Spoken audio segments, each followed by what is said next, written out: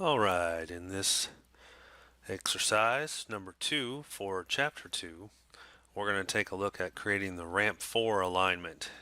This is what that ramp 4 alignment looks like. If you have your paper manual, you can tear that out, or you can have it on maybe a dual monitor if you're doing this online and you have the manual right there with you. But we're going to have to take a look at this information here. We're given a station here and a location of this connector road, and we're also given ramp 4 end coordinates. Okay, so our start is actually going to be at 5 plus 60 on the connector road, and our end is going to be at this XY location down here. So we're going to create, basically like we did with the Route 54 exercise, we're going to have a line that comes down and a line that comes back with an arc in between, and then we will complex that all together and create ramp 4. Okay, so we'll scroll on down here. Here's all the information we need to begin. We have a radius of 900 and a direction back and a direction ahead. The first thing that we want to do is we've got to get in our file that connector road. Okay, and then so that we can go from 5 plus 60 on that connector road. So we're going to open up the file. If you were working on Route 54, you can just stay in that file. If you exited out of that file and you did this on a different day, you'll need to go into your Data 2 folder, and you'll want to open up that civil geometry that we created in the exercise number 1. Okay, once it does open, we'll see that we have in here our existing ground, and we also have in that Route 54 that we created in the first exercise. So what we're doing here is in this ramp 4, the very first thing that we're going to do in here is we're going to bring in that connector road. There's also a note in here. It says, before you start the exercise, understand it is best to use the most accurate information you are given. Coordinates that are 4 decimal places, line bearings out to the seconds, and so forth. So you want to use the information that you're given that's the most accurate. Okay. So we'll scroll down here. We're going to go to the import geometry, which is under the open roads modeling, and then it's under geometry, general tools, import export, and we're going to do import geometry. So let's go do that. So make sure here under open roads modeling. Okay, we're looking under geometry. We've got this area right here, general tools. The first option in there is this import export. If you do the down arrow on it, you can see all the different things that you can import and one export option. So we're just going to go up to that first one, the import geometry, as is shown right here.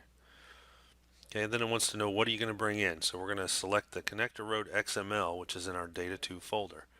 So it should open you up to that Data 2 folder. If not, go ahead and navigate to your folder that has our exercise in it, in our civil geometry file. And there should be a connector road XML located in there, and we'll select it and click open. Okay, on this one we have we can place a check mark in the connector road down here at the bottom. So it says select the connector road XML, which we just did. Place a check mark next to the connector road and create a civil ruled element and then import. Okay, so we can expand this out. You can see it's going to give it a MoDOT baseline proposed. So we'll check mark connector road. Make sure that create civil rules is turned on. That will create a civil ruled alignment that has this MoDOT baseline proposed assigned to it. We'll double check that and make sure it comes in correct when it does. So we'll hit import, and that brings it in right here. If we hover over it, it says it's a connector road. It's got the MoDOT baseline proposed. There doesn't happen to be a profile on this one. We deal with that in our chapter 3. Okay, within the feature definition toggle bar, we're going to go ahead and set it to geometry scratch, so that we're going to start creating our ramp 4 now, and we're going to create it with geometry scratch as our definition. Okay, so I have it still open from the Route 54. If you do not have it there, you're in the correct location already. Open roads modeling, general tools, And you've got a standards option here, feature definition toolbar, and that will open up the feature definition toggle bar.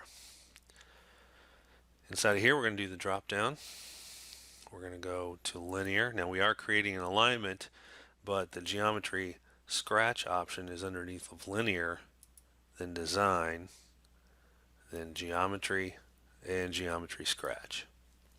So we'll choose that from the list, and we'll go ahead and activate it, make sure that it is using that currently. If we take a look down here, we're going to toggle that on. That's what step 3 is. Toggle Civil AccuDraw to activate. Okay, so we've got Civil AccuDraw out here. First time I use it, I usually just close it out, and then I'll go to the Civil Toggles, which is also under that General Tools, and I'll hit the Civil AccuDraw. That kind of resets everything, and it should work properly when you do that. Okay, continuing on, we've toggled on our Civil AccuDraw right here, so we've opened it up, and now we're going to toggle it on, and that should expand out. If it doesn't expand out for you, just simply close it again and try to reactivate it. Sometimes we find that that doesn't always expand right out.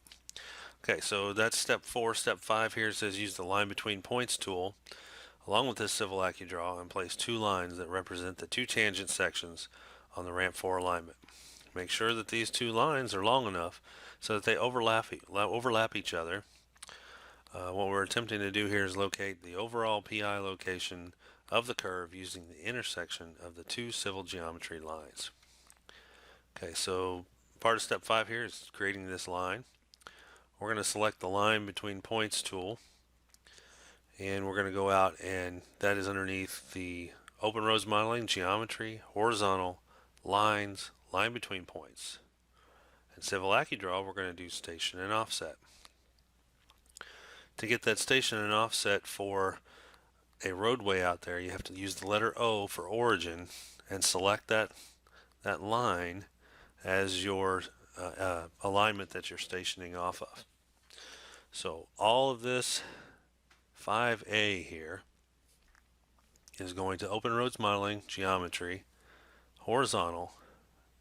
We're going to lines, line between points.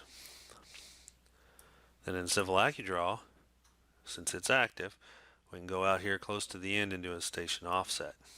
When you move your mouse out, you can see that the station offset doesn't move. It's on 0 and 0 offset. So what I like to do here is tab down to the offset field. Sometimes it doesn't work in the station field, so it always works in the offset field. So I'm going to tab down to offset, hit the letter O. Say select a reference element or reset to return to command. So we're going to select our reference element as being this connector road right here. So we'll left click on it, and that should now allow you to pick up your stationing. So 0 is down here at the bottom of the connector road, and then as you move up, you'll see that we're getting closer to Route 54, and this starts at 5 plus 60 with a 0 offset. Okay, and that's what it says out here, 5 plus 60 off the connector road, offset of 0. So here we can just key that in, 5 plus 60, and we want to enter that in. Then move your mouse around, you can see it locks you in at that location. Our offset's 0, so we'll do a 0 enter, and that locks you in right there. So we'll left click to start it at that location.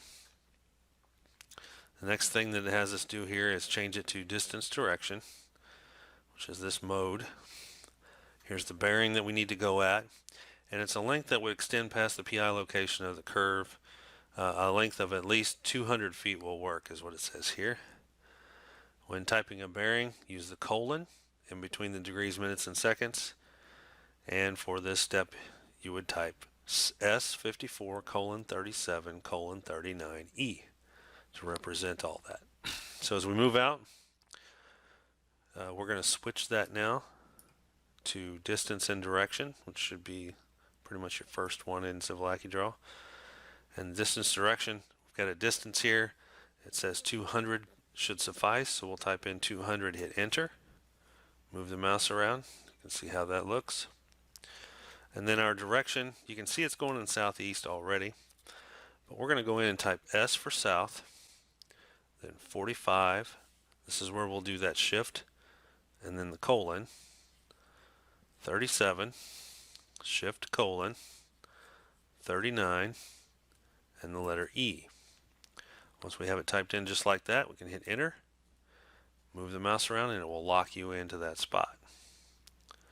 So all you have to do is accept that, and now you should have a red line there which represents that first tangent that we have. Okay. The reason why 200 works there, if you look at this up here, our PI station for that one is 172, so it's 172 foot down to here. So we've put one in here about 200, which is right down in this area. Okay, so we just had it extend out past that. Okay, I'm going to go ahead and scroll back down. Civil AccuDraw asking for an angle and not a bearing. Then you can hit the letter R and then the letter T, and it will rotate that compass to the top, and you'll get the bearing then at that point. Okay, so for the line between points again, now we're going to use XY and start down here at this location and go back up. So let's do that. Let's go back to our lines, line between points. And we're going to come out here on the screen. It says distance and direction right now. So we're going to switch that to the XY, which is your plus with the little dot. So on mine it's the fourth option over. Okay, our X, we're given that information here in the manual in a couple of locations, right here, and then again it's given to us up here, and it's also given to us right here. So we've got 3 different spots for that location. So we're going to come down, we'll just go ahead and do it from step C as we see here. So if we come back into our ORD, we're looking at 1606.618.6409. Once you get that in there, don't accidentally hit your mouse, don't move your mouse, hit the enter key. That will lock it in, and then you'll get a blue line that shows you vertically kind of where you're going to be, or in the X where you're going to be.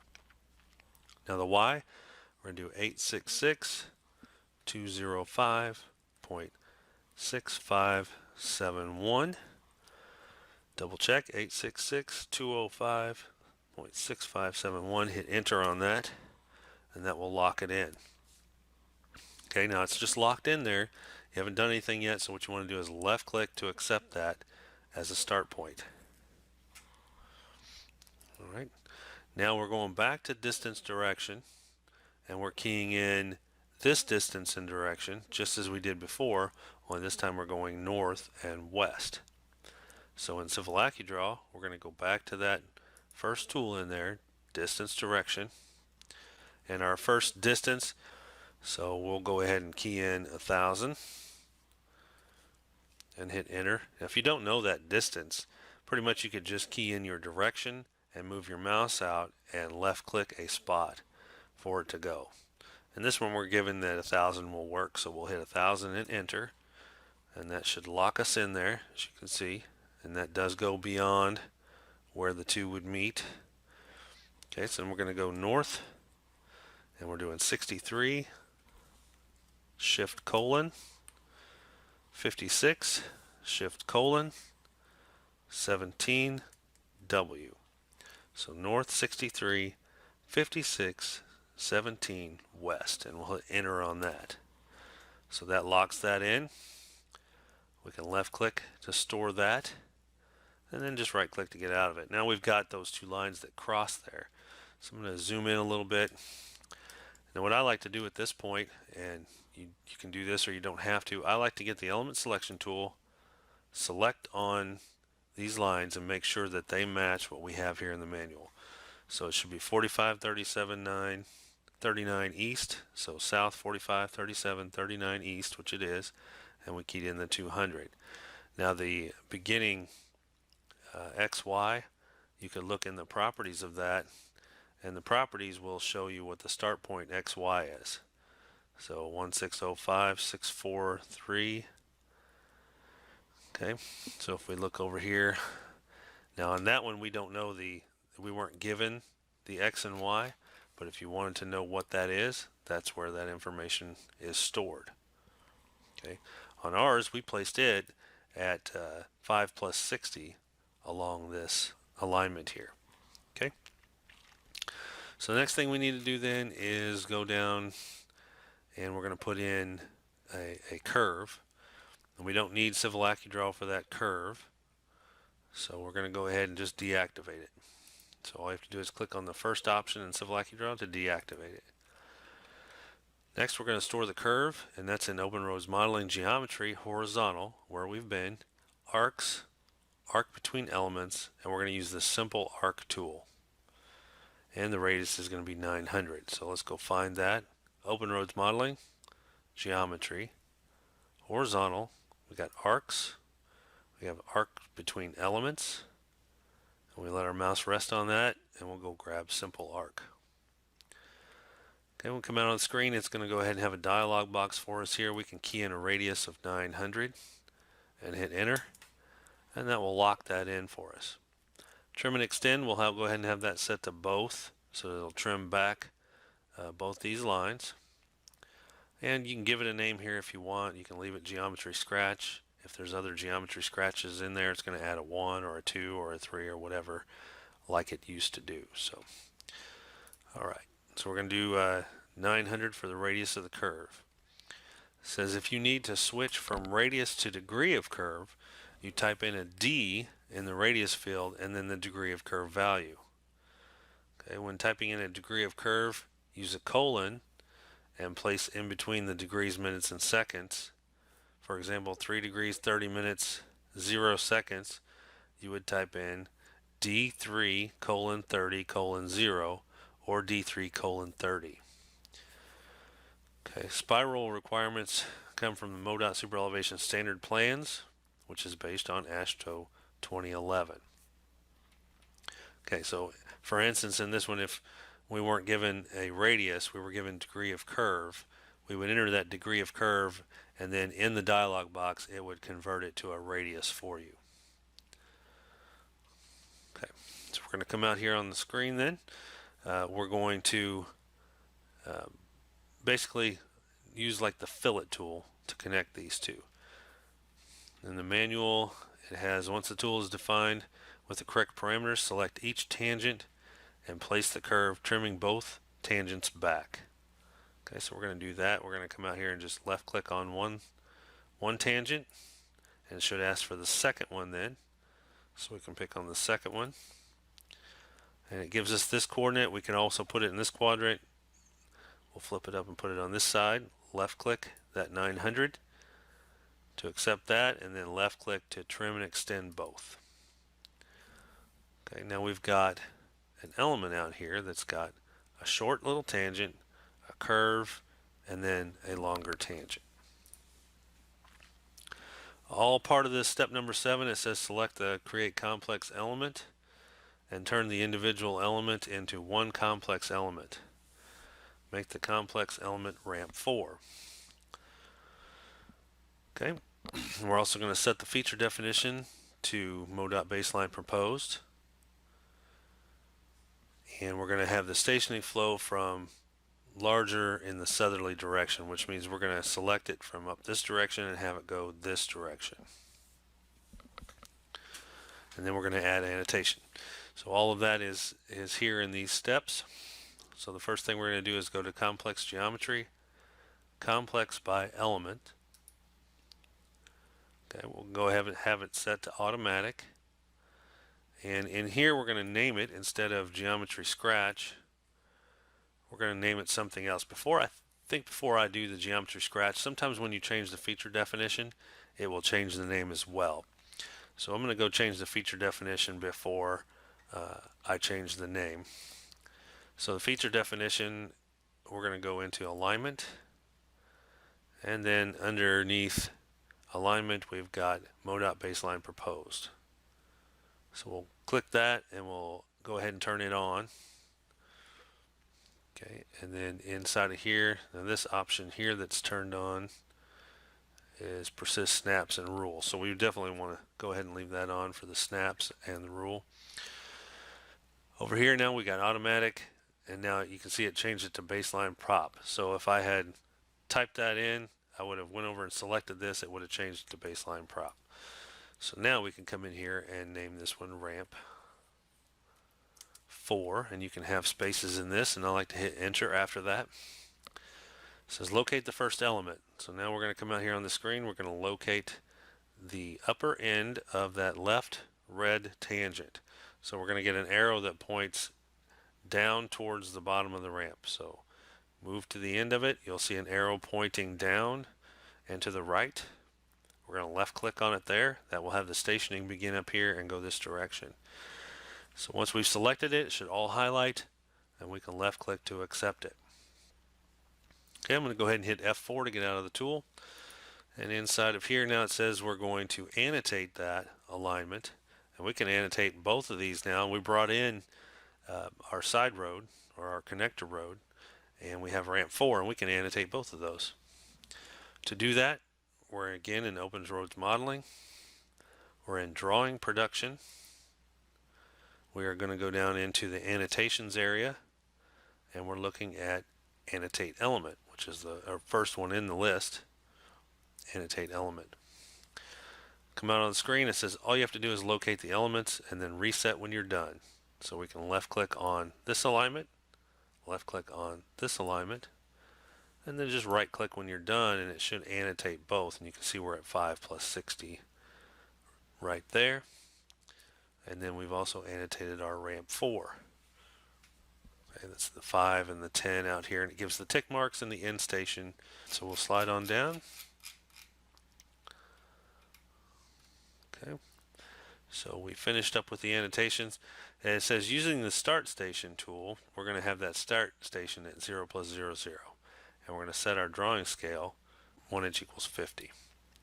So the first thing over here while we're in our Open Roads Modeling and we're in the drawing production, I'm going to go over and change this to 1 inch equals 50. Okay, you'll notice that all of that changes. Not SS4 Geopack would not change that automatically. You had to go make a change to the alignment to get that to happen. Now in ORD, everything's annotative and it will change for you. So we're going to do our beginning station. So that's going to be under Open Roads Modeling, Geometry. We've got the Modify tool here under Horizontal, and we've got Start Station. So we click on Start Station. We're going to do the heads up display, so I'm just going to uncheck everything. Locate our ramp 4 alignment. I'm just going to move back to before the alignment begins, so somewhere out this direction, and that will start it right at the beginning, and I'll left click. It says the start station of that's going to be 0 plus 0, 0.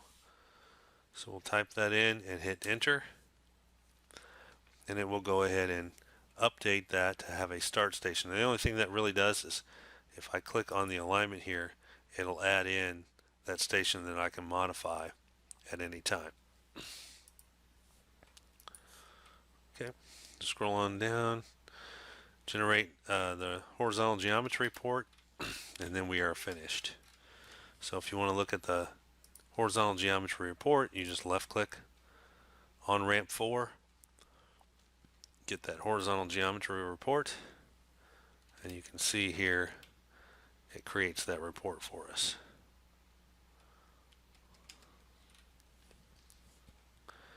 Okay. It also says now we can update the server copy, which is just underneath the file option, update server copy, and we will be concluded with exercise number 2.